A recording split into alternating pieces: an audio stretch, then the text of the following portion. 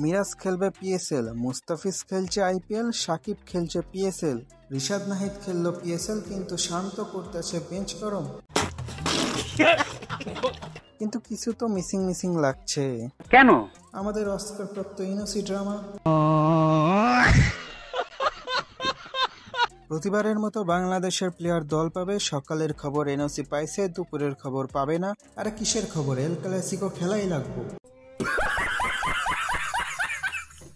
পপন দা আপনি কোথায় গেলেন? বিসিবি আজ অভিভাবক শূন্য, ড্রামাগুলো অপরিপূর্ণ। বিনোদনগুলো এখনো আছে আমাদের ফারুক পোদ্দার কল্যাণে। কালকে মুস্তাফিজুর আইপিএল খেললো, সাকিব পিএসএল খেললো, এখন মিরাজ খেলবো পিএসএল, কিন্তু আমাদের শান্ত সৌম্য দাদা করছে বেঞ্চ গরম।